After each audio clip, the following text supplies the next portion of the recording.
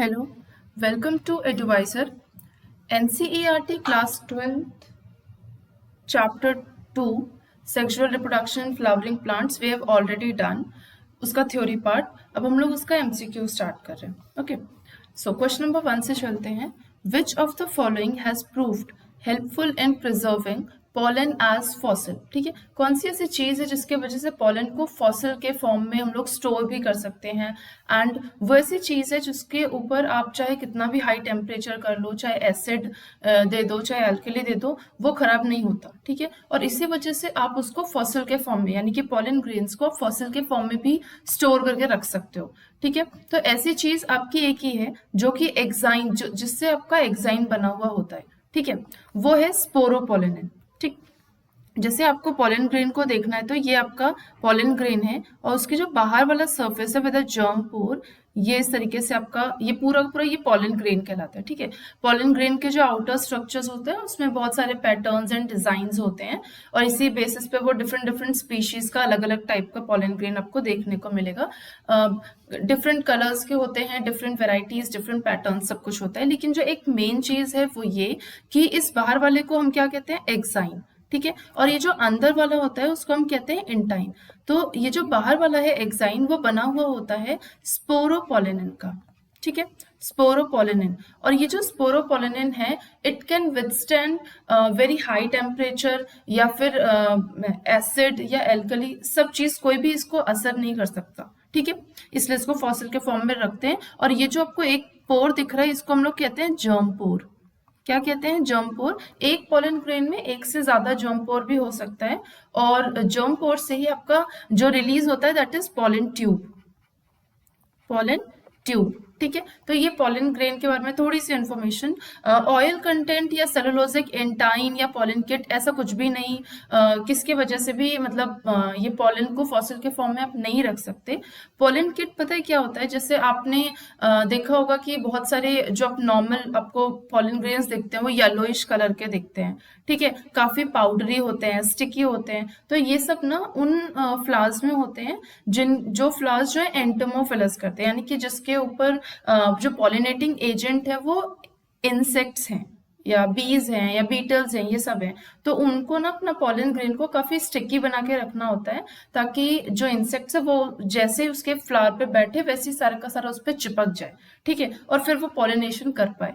तो ये सब चीजें, लेकिन इसका आंसर होगा स्पोरोपोलेनिन. ठीक है, नेक्स्ट क्वेश्चन है, pollen tablets are available in market for. देखो, जो पॉलन ग्रेन्स होते हैं ये कुछ पॉलन ग्रेन्स अच्छे भी होते हैं, कुछ पॉलन ग्रेन्स खराब भी होते हैं. अब अच्छे और खराब का मतलब सिंपल सा ये है कि जो आपका पॉलन ग्रेन है उससे बहुत सारी एलर्जीज भी होती हैं. ठीक है, जैसे फॉर एग्जांपल आपका पार्थेनियम. ठीक है, क्या है, पार्थेनियम. ये जो पार्थेनियम है वो है कैरेट ग्रास. ठीक है, या कांग्रेस ग्रास इसको भी कहते हैं. तो ये पार्थेनियम के जो पॉलन ग्रेन है उससे एलर्जी कॉज होती है. ठीक है, अब वो एलर्जी भी हो जाएगा, हे फीवर भी हो सकता है, रेस्पिरेटरी डिसऑर्डर्स भी हो जाते हैं, ये सब भी होता है. लेकिन कुछ पॉलन ग्रेन जो है वो न्यूट्रिशियस भी होते हैं, हेल्दी भी होते हैं, और इसीलिए उनको हम लोग टैबलेट्स के फॉर्म में यूज करते हैं. मार्केट में अवेलेबल भी हैं ये. तो ये बेसिकली फूड सप्लीमेंटिंग फूड में है. इन विट्रो फर्टिलाइजेशन से इसका कुछ रोल नहीं है, ब्रीडिंग प्रोग्राम से नहीं है, और एक्सीटू कंजर्वेशन नहीं. ठीक है, नेक्स्ट क्वेश्चन पे चलते हैं. क्वेश्चन नंबर 3, मेल गैमेटोफाइट इन एंजियोस्पर्म प्रोड्यूसर. सबसे पहले मेल गैमेटोफाइट क्या होता है, तो मेल गैमेटोफाइट को ही हम कहते हैं पॉलन ग्रेन. ठीक है, और ये जो पॉलन ग्रेन होता है ना, इसको अगर आप इसका अंदर का स्ट्रक्चर देखोगे तो इस तरीके से होता है.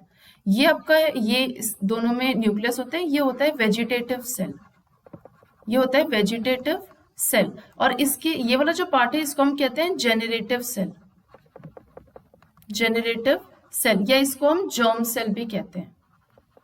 ठीक है, जर्म सेल. देखो, ये तो अभी 2 सेल स्टेज पे है, यानी कि आपको दिख रहा है ना, ये 1 सेल, ये 2 सेल. तो ये 2 सेल स्टेज है. पॉलन ग्रेन को हमेशा, जब भी पॉलन ग्रेन को उसमें से पॉलन ट्यूब रिलीज करना है तो वो हमेशा ना 3 सेल्ड स्टेज पे ही होगा. तो कुछ प्लांट्स है जिसमें 2 सेल्ड स्टेज पे ही पॉलन ग्रेन को रिलीज कर देते हैं, और इसका जो सेकेंड माइटोसिस होता है वो स्टिग्मा पे जाके होता है. ठीक है, स्टिग्मा पे जाके अपना ये सेकेंड माइटोसिस कंप्लीट करता है. ठीक है, और फिर बनता है ये 3 सेल्ड स्टेज, यानी कुछ इस तरीके का। जो आपका मेल गैमेट, जो आपका जनरेटिव सेल है वो 2 में डिवाइड हो जाता है। तो ये जो 2 सेल, देखो नॉर्मली जो है आपका, अगर मैं कहूंगी पॉलन ग्रेन रहना किस स्टेज में चाहिए, तो वो 3 सेल्ड स्टेज में। ठीक है, ये आपका ऊपर वाला वेजिटेटिव सेल है, और जो नीचे वाला जेनरेटिव, तो जेनरेटिव जो है वो 2 में डिवाइड हो जाता है। अब ये जो 2 जेनरेटिव सेल है, इससे एक मेल गैमीट बनता है और इससे एक मेल गैमीट। आपको पता है कि 2 मेल गैमीट की हमें जरूरत पड़ती है। एक तो जो है वो पोलर न्यूक्लियस से जाके फर्टिलाइज करेगा और दूसरा वाला एग से जाके। तो एक से बनेगा आपका ट्रिपल फ्यूजन और दूसरे से बनेगा आपका सिनगेमी, दोनों को मिला के हम कहते हैं डबल फर्टिलाइजेशन। ठीक है, तो मेल गैमीट में कितने स्पर्म्स होते हैं, देखिए यहाँ पे आपको कितने दिख रहे हैं, एक मेल गैमीट 2 मेल गैमीट, यानी कि टोटल 2 स्पर्म्स होने चाहिए। और एक वेजिटेटिव सेल भी जाता है। ये जो वेजिटेटिव सेल है ना, this is responsible for the formation of pollen tube, यही पॉलन ट्यूब भी बनाता है। ठीक है, और इसीलिए वेजिटेटिव सेल को हम ट्यूब सेल भी कहते हैं। ठीक है, चलिए नेक्स्ट क्वेश्चन चलते हैं, इसका आंसर होगा फर्स्ट, यानी कि ए। Which one of the following statement is not true, इसमें से कौन सा सही नहीं है वो पूछा है। ठीक है, not true. Question option 1, exine of pollen grain is made up of sporopollenin, अभी जस्ट बताया, यस स्पोरोपोलेनिन होता है। ठीक है, उसका एक्साइन इसी से बना होता है। सेकेंड ऑप्शन है, pollen grain of many species cause several allergy, आपको मैंने भी जस्ट बताया, बहुत सारे पॉलन ग्रेन है जिसकी वजह से एलर्जी हो जाता है। बहुत अच्छा एग्जाम्पल आप पार्थेनियम को याद करके रख लो। ठीक है, इससे एलर्जी हो जाती है। ठीक है, C है, stored pollen grain in liquid nitrogen can be used in crop breeding program, इसको ना हम एक नाम देते हैं जिसको कहते हैं क्रायो प्रिजर्वेशन, क्रायो प्रिजर्वेशन। ठीक है, इसको क्रायो प्रिजर्वेशन भी कहते हैं। ठीक है, और ये लिक्विड नाइट्रोजन, इसका जो टेम्परेचर होता है वो होता है -196 डिग्री सेल्सियस। ठीक है, तो स्टोर्ड पॉलन ग्रेन को आप लिक्विड नाइट्रोजन में क्रॉप ब्रीडिंग प्रोग्राम के लिए क्या स्टोर कर सकते हो, तो यस स्टोर कर सकते हैं हम। डी ऑप्शन है, टेप्टम helps in dehiscence of anther, नहीं, एंथर के डेहिसेंस में टेप्टम का यूज नहीं होता। टेप्टम जो है वो एंथर के, मतलब जो आपका गैमीट है उसको, वो नरिशमेंट के लिए यूज होता है। ठीक है, किसके लिए, नरिशमेंट के लिए। तो यहाँ पे पूछा है which statement is not true, तो यहाँ पे डी वाला जो है वो सही हो जाएगा। ठीक है, नेक्स्ट क्वेश्चन पे चलते हैं। Question number 5, which one of the following statement is correct, इसमें से कौन सा सही है, सिर्फ वो पूछा है। Hard outer layer of pollen is called एंटाइन, नहीं, वो क्या होता है, वो होता है एक्साइन। ठीक है, तो ये गलत हो गया। सेकेंड है, स्पोरोजिनस टिश्यू इज हैप्लॉइड, नहीं, स्पोरोजिनस टिश्यू जो है वो डिप्लॉइड होता है। ठीक है, एंडोथीसियम प्रोड्यूसेस माइक्रोस्पोर्स, नहीं, जो एंडोथीसियम होता है, एपिडर्मिस, एंडोथीसियम और मिडल लेयर, ये 3 लेयर्स होते हैं जो कि प्रोटेक्शन के लिए और डेहिसेंस के लिए हेल्प करते हैं। और लास्ट जो लेयर होता है टेप्टम, जो कि नरिशमेंट के लिए यूज करता है पॉलन को, पॉलन जो डेवलपिंग पॉलन है उसको नरिशमेंट देता है। तो ये जो है वो सही हो जाएगा, टेप्टम नरिशमेंट के लिए यूज होता है। ठीक है, एंडोथीसियम का माइक्रोस्पोर्स प्रोड्यूस नहीं करते, माइक्रोस्पोर्स को प्रोड्यूस करने वाले होते हैं एमएमसी, माइक्रोस्पोर मदर सेल। ठीक है, तो और एक चीज और बताई मैंने आपको, एपिडर्मिस हो गया, एंडोथीसियम हो गया और जो मिडल लेयर हो गया, ये मिडल लेयर, ये तीनों ही जो है प्रोटेक्शन करता है एंथर का और या पॉलन का, और उसके साथ साथ ये डेहिसेंस भी कराता है। लेकिन अगर कभी बाय चांस ऐसा कोई क्वेश्चन पूछे जिसमें आपको ये तीनों ऑप्शन दे, एपिडर्मिस, एंडोथीसियम और मिडल लेयर और साथ में टेप्टम, ऐसे 4 ऑप्शन दे और पूछे कि इसमें से डेहिसेंस कौन कराता है, ठीक है, तो जो डेहिसेंस कराने के लिए सबसे मेनली रिस्पॉन्सिबल है दैट इज एंडोथीसियम। ठीक है, okay, question number 6, in which of the following plant species can self pollination can never occur, self pollination अगर आपको कराना ही नहीं है तो आप क्या करो, जो प्लांट है वही डिफरेंट कर लो, मतलब जो फ्लावर है वो डिफरेंट प्लांट पे रख लो। जैसे मान लीजिए फॉर एग्जांपल हम 3 कंडीशन लेते हैं। ठीक है, एक तो ऐसा फ्लावर है जिसमें दोनों है, मेल और फीमेल दोनों है, ये एक फ्लावर है। ठीक है, और एक प्लांट है, ये एक प्लांट है जिसपे ये एक फ्लावर है, तो इसमें मेल और फीमेल दोनों है, और सेल्फ पॉलिनेशन तो इसमें आराम से हो जाएगी। ठीक है, यानी एक प्लांट पे अगर दोनों है, बाइसेक्सुअल प्लांट है यहाँ पे। ठीक है, अब दूसरे की बात करते हैं, एक दूसरा प्लांट है जिसमें क्या हो रहा है कि मेल और फीमेल दोनों प्रेजेंट है अलग अलग फ्लावर में, लेकिन प्लांट सेम है। ठीक है, तो डेफिनेटली वहां भी सेल्फ पॉलिनेशन हो जाएगा, जिसको हम लोग गाइटेनोगेमी कहते हैं। इसको हम क्या कहते हैं? ऑटोगेमी। इस वाले को हम कहते हैं ऑटोगेमी, दूसरे वाले को कहते हैं हम गाइटेनोगेमी। ठीक है, अब यहाँ क्वेश्चन पूछा है कि सेल्फ पॉलिनेशन हो ही ना, चाहे आप नेचुरली कर लीजिए चाहे आप आर्टिफिशियली, सेल्फ पॉलिनेशन ना हो, तो ऐसा पॉसिबल है जीनोगेमी में, जिसको हम लोग कहते हैं एलोगेमी। ठीक है, तो उसमें हमें प्लांट ही डिफरेंट रखना होता है। ठीक, जब प्लांट डिफरेंट रहेगा तभी आर्टिफिशियली या नेचुरली किसी भी तरीके से सेल्फ पॉलिनेशन नहीं हो पाएगा। तो यहाँ पे ऑप्शन है जिया मेज, गॉसिपियम हिरसुटम, कैरिका पपाया और सिकैरम ऑफिसिनेरम। चारों जो है बोटानिकल नेम है। जिया मेज जो है वो मेज का है, गॉसिपियम हिरसुटम ये कॉटन को कहते हैं, कैरिका पपाया ये पपीते को कहते हैं यानी पपाया, और जो डी है सिकैरम ऑफिसिनेरम ये आप गन्ने को कहते हो। ठीक है, तो यहाँ पे जो आंसर होगा वो होगा कैरिका पपाया। ठीक है, डी, सॉरी, यहाँ पे जो आंसर होगा वो होगा कैरिका पपाया। तो मैं यहाँ पे जो बात करी थी, ये आपका एक प्लांट है, इस प्लांट में दो फ्लावर हैं, एक तो ये मेल फ्लावर है और ये फीमेल फ्लावर है, तो ऑब्वियसली ये मेल इस फीमेल पे कर देगा तो भी सेल्फ पॉलिनेशन हो गया। अब मैंने क्या किया, ये एक प्लांट है, ठीक है, और ये दूसरा प्लांट है। ठीक है, मैंने ये फीमेल प्लांट है, ये मेल प्लांट है, तो मेल फीमेल को उसने फर्टिलाइज किया, तो देखिए प्लांट ही डिफरेंट है, तो ये पूरी तरीके से क्रॉस पॉलिनेशन कर रहा है।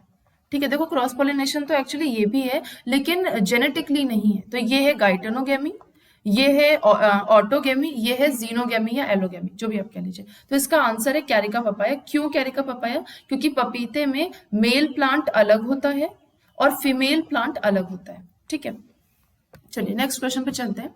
Question number 7, in angiosperm normally after fertilization, angiosperm में फर्टिलाइजेशन के बाद क्या होता है? ठीक है, जैसे पहला लिखा है A option, the zygote divides earlier than primary endosperm nucleus. अब पहले ये क्वेश्चन को देख के ये सोचिए कि प्राइमरी एंडोस्पर्म न्यूक्लियस बनाता क्या है। तो ये जो पेन है, ठीक है, इसको हम लोग शॉर्टकट लिख देते, शॉर्ट फॉर्म लिख देते हैं इसका, पेन।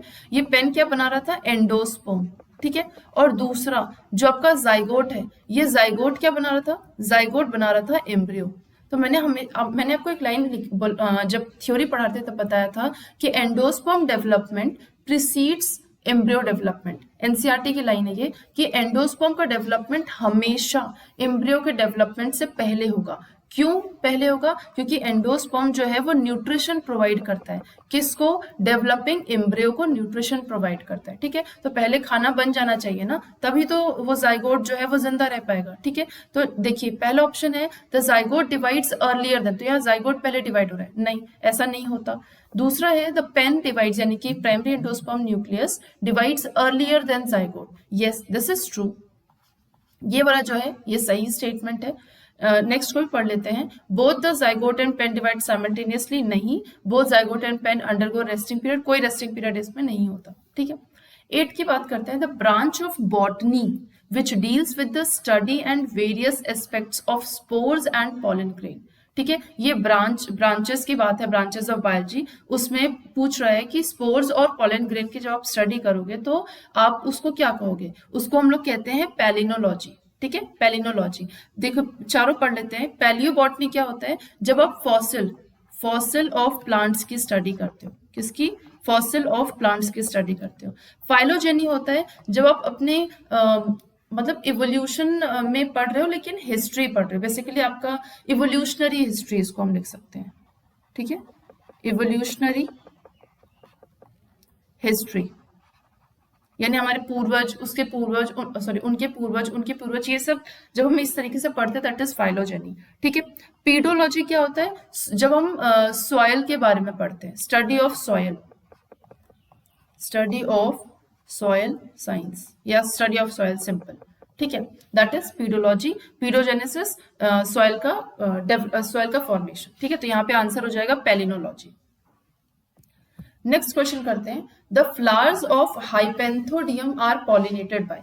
अब ये जो हाइपेंथोडियम है उसको पहले समझते हैं, हाइपेंथोडियम क्या होता है। ठीक है, तो हाइपेंथोडियम ना एक तरीके का इन्फ्लोरेसेंस है। कभी पूछे किसी क्वेश्चन में कि हाइपेंथोडियम क्या है, ये फ्लावर्स है कि ये फ्रूट है कि ये इन्फ्लोरेसेंस है, क्या है, तो आपका सीधा सीधा आंसर होगा ये इन्फ्लोरेसेंस है। ठीक है, ये जो है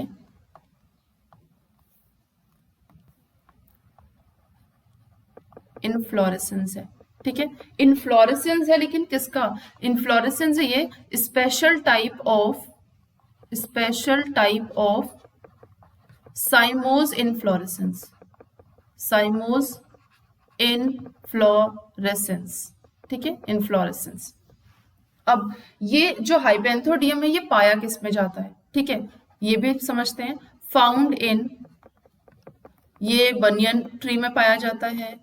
आपको हाइपेंथोडियम बनियन ट्री में देखने को मिलेगा, आपको पीपल में देखने को मिलेगा, आपको फिग में देखने को मिलेगा। ठीक है, सबका अगर आप जानना चाहें बोटानिकल नेम तो इसका है फाइकस बेंगालेंसिस। बेंगालेंसिस। जो आपका पीपल है उसको हम कहते हैं फाइकस रेलिजियोसा। रेलिजियोसा। और जो तीसरा फिग है उसको हम लोग कहते हैं फाइकस कैरिका। कैरिका। बेसिकली ये तीनों जो है सेम ही फैमिली के, सेम स्पीशी, सेम जीनस है, सॉरी सेम जीनस है, लेकिन बस स्पीशीज डिफरेंट डिफरेंट है। ठीक है, अब इनमें जो हाइपेंथोडियम है उसमें जो फ्रूट होता है उस फ्रूट का नाम है साइकोनस। साइकोनस। अभी तो मैंने आपको बेसिक बताया कि हाइपेंथोडियम क्या, मतलब इसमें ये किस में पाया जाता है, क्या होता है। हाइपेंथोडियम को मैं थोड़ा यहाँ समझाने की कोशिश कर रही हूँ। हाइपेंथोडियम का स्ट्रक्चर आप देख लीजिए, कुछ इस तरीके का स्ट्रक्चर होता है इसका।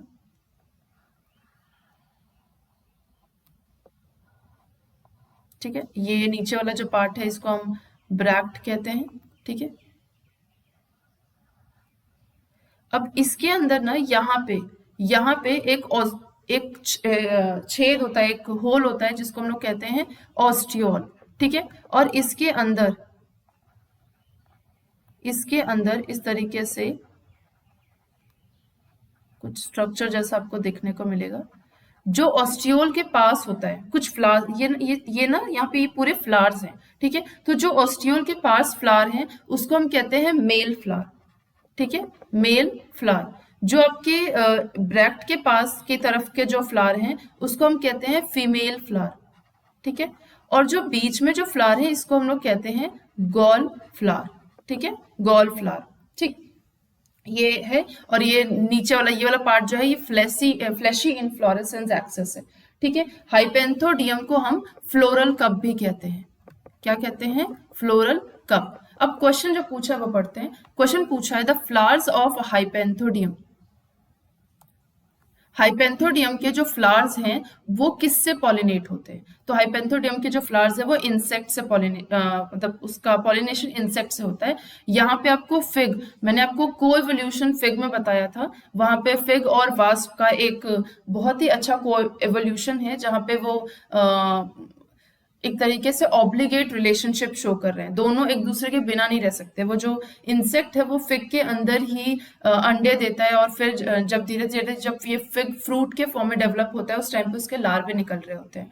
ठीक है, तो ये जो है हाइपेंथोडियम है, मतलब इसका जो पॉलिनेशन होता है वो इंसेक्ट से होता है। ठीक है, नेक्स्ट क्वेश्चन है how many microspore mother cell will produce 1000 micro, how many, अच्छा ठीक है, एमएमसी की बात कर रहा है कि जो how many microspore mother cell will produce 1000 microspore. अगर हमें 1000 माइक्रोस्पोर्स बनाने हैं तो हमारे पास कितने माइक्रोस्पोर मदर सेल होने चाहिए, वो ये पूछ रहा है। देखो, अब हमारे पास हमें माइक्रोस्पोर कितने बनाने? 1000। ठीक है, तो माइक्रोस्पोर अगर हमारे 1000 है तो इसका मतलब जो आपके माइक्रोस्पोर मदर सेल होंगे इसके जस्ट वो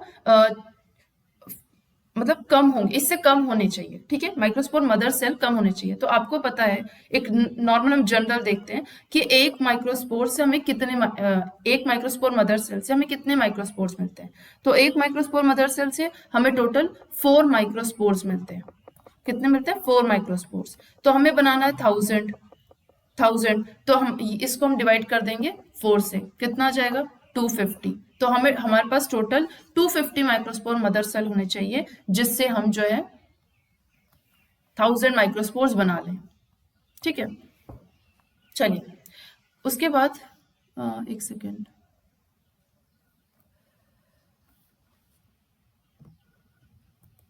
next question, okay next question आ गया। नेक्स्ट क्वेश्चन है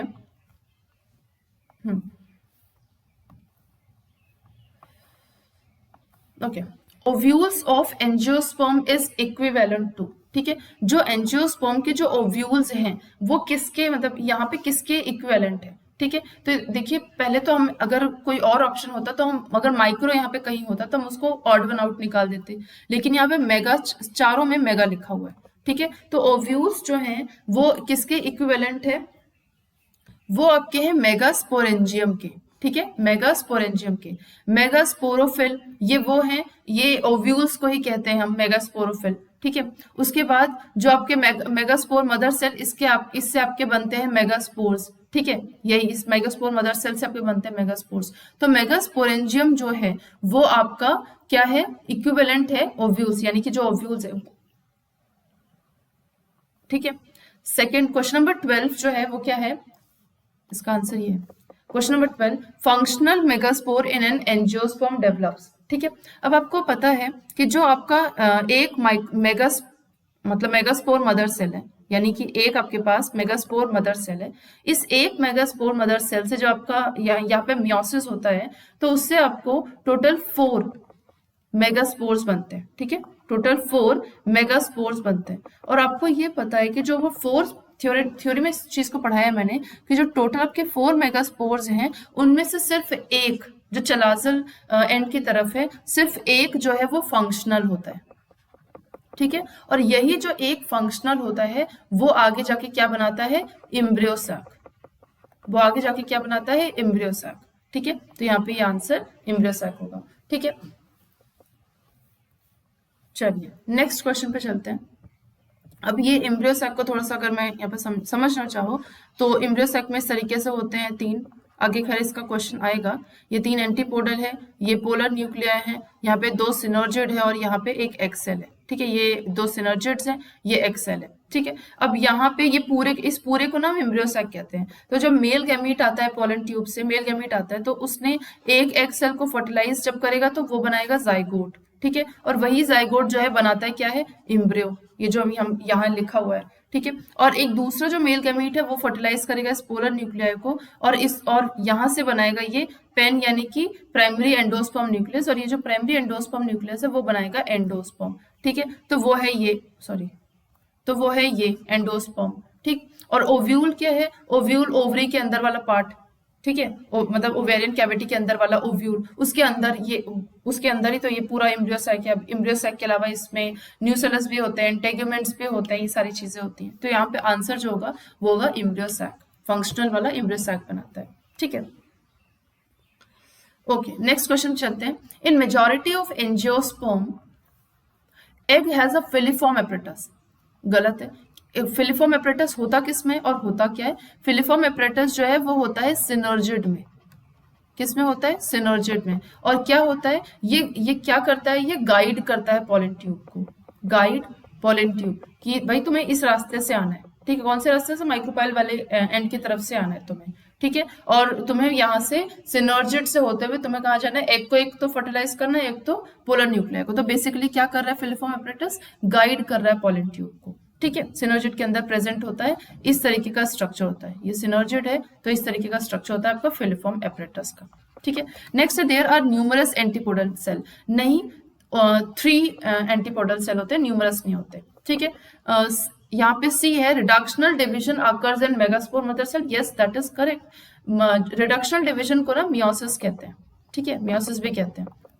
तो मेगास्पोर मदर सेल में रिडक्शनल डिवीजन होता है, यस, रिडक्शनल डिवीजन होने के बाद ही तो ये मेगास्पोर्स बनाता है, मेगास्पोर्स बनाता है, ठीक है। अब डी ऑप्शन लिखा, अ स्मॉल सेंट्रल सेल, नहीं, सेंट्रल सेल बहुत बड़ा होता है, सबसे बड़ा तो सेंट्रल सेल ही होता है। अ लार्ज सेंट्रल सेल जो कि इम्ब्रियो सैक में प्रेजेंट होता है, तो इसका आंसर होगा सी, ठीक है।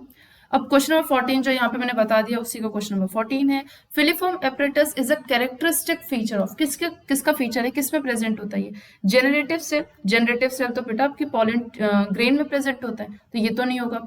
न्यूसेलर एम्ब्रियो, इम्ब्रियो सैक के बाहर वाला जो एरिया होता है उसको हम न्यूसेलर कहते हैं, ठीक है, तो ये भी नहीं है। एलेरॉन सेल, नहीं, ये न्यूट्रिटिव होता है और ये नहीं होता है, ठीक है, फिलिफॉर्म इसमें नहीं प्रेजेंट होता। सिनर्जिड, ठीक है, ये ऑप्शन सही होगा। सिनर्जिड में फिलिफॉर्म एपरेटस प्रेजेंट होता है, पोलन ट्यूब को गाइड करता है। ठीक है, question number 15, typical angiosperm embryo sac at majority is. ठीक है, अब देखो अभी आपको मैंने एम्ब्रियो सैक बताया था, अभी आपको मैंने एम्ब्रियो सैक बताया था, ये एम्ब्रियो सैक है। इस एम्ब्रियो सैक में मैंने बताया कि 3 एंटीपोडल सेल है, ये आपके 3 एंटीपोडल सेल, बीच में आपके 2 पोलर न्यूक्लियाई, फिर नीचे आपके 2 एक्स सेल, सॉरी 2 सिनर्जिड्स, और ये आपका एक्स सेल। तो टोटल देखिए यहाँ पे ये पूरा, यहाँ पे कितने सेल्स बन रहे हैं, इसको मैं इस तरीके से कर दूं। देखो, एक सेल ये है, 2 सेल ये है, तीसरा सेल ये है, चौथा, पांचवा, छठवां, तो 6 सेल ऐसे नॉर्मली होते हैं। ठीक है, और एक ये पूरा पूरा ये जो सेंट्रल सेल है ना, इसके अंदर ये 2 न्यूक्लियाई होते हैं, पोलर न्यूक्लियाई। तो ये total 6 cell plus 1 central cell, इसको मिलाकर टोटल कितने हो गए, 7 सेल। ठीक है, 7 सेल। और न्यूक्लियस कितने होते हैं, देखिए न्यूक्लियस 1 2 3 फिर 4 5 6 7 8, तो टोटल 8 न्यूक्लिएट होते हैं ये। ठीक है, तो क्या लिखा है, 8 न्यूक्लिएट 7 सेल, ये आंसर सही होगा। Question number 16, in angiosperm microsporogenesis and megasporogenesis. Microsporogenesis में माइक्रोस्पोर्स बनते हैं। ठीक है, माइक्रोस्पोर मदर सेल से। मेगास्पोरोजेनेसिस में मेगास्पोर बनते हैं मेगास्पोरोजेनेसिस से। ठीक है, इससे बन रहे हैं मेगास्पोर्स और इससे बन रहे हैं, यहाँ भी एमएमसी है लेकिन इसका नाम माइक्रोस्पोर है, इसका नाम मेगास्पोर है, तो इससे बन रहे हैं आपके माइक्रोस्पोर। ठीक, अब ये पूछ रहा है ये किस में होता है, अकर इन एंथर, एंथर में होता है लेकिन सिर्फ माइक्रोस्पोरोजेनेसिस, मेगा नहीं। ठीक है, form gametes without further division, अरे डिवीजन हो रहा है तभी तो माइक्रोस्पोर बन रहा है, यहाँ पे मियोसिस डिवीजन होता है। ठीक है, तो ये भी गलत हो गया। अकर इन ओव्यूल, यस ओव्यूल में होता है लेकिन मेगास्पोरोजेनेसिस होता है, माइक्रोस्पोरोजेनेसिस नहीं होता। इन्वॉल्व मियोसिस, यस इसमें मियोसिस होता है तभी तो माइक्रोस्पोर्स बन रहे हैं, और इसी प्रोसेस को हम कहते हैं माइक्रोस्पोरोजेनेसिस। ठीक है, क्वेश्चन नंबर 17 पे चलते हैं। Advantage of cleistogamy is. अभी क्लिस्टोगैमी होता क्या है, क्लिस्टोगैमी ये ना कमेलिना में प्रेजेंट होता है। कमेलिना में, कमेलिना एक प्लांट है जिसमें जो है इस तरीके से मान लीजिए प्लांट है, तो इसमें ना एक ऊपर मतलब जो शूट में फ्लावर प्रेजेंट, एक तो नॉर्मल फ्लावर होगा, ठीक है, नॉर्मल उसमें एक्सपोज्ड एंथर स्टिग्मा सब कुछ होगा इसमें। ठीक है, तो ये वाला जो फ्लावर है इसको हम लोग कहते हैं चैस्मोगैमस फ्लावर या चैस्मोगैमी। ठीक है, इस कमेलिना प्लांट में 2 टाइप के फ्लावर होते हैं, पहले वाले का नाम चैस्मोगैमी जो आपको दिख रहा होता है, और एक फ्लावर ना अंडरग्राउंड होता है, यहाँ पे ये अंडरग्राउंड है, लेकिन ये कभी खुलता नहीं है, हमेशा फ्लावर बड के कंडीशन में ही होगा। ये वाला फ्लावर हमेशा बड के कंडीशन में, ऑलवेज बड के कंडीशन में रहेगा, और इस टाइप के फ्लावर को हम लोग कहते हैं क्लिस्टोगैमी। क्या कहते हैं, क्लिस्टोगैमी। अब क्योंकि ये फ्लावर बड है, इसके अंदर भी एंथर होगा, इसके अंदर भी स्टिग्मा होगा। ठीक है, तो यहाँ पे हमेशा सेल्फ पॉलिनेशन ही चलेगा, ये खुलेगा ही नहीं, तो कोई और आके इसको पॉलिनेशन कर ही नहीं पाएगा। ठीक है, तो दैट इज क्लिस्टोगैमी। तो यहाँ पूछा है कि क्लिस्टोगैमी का एडवांटेज क्या है, ऐसे अगर फ्लावर है तो उसका एडवांटेज क्या है भाई।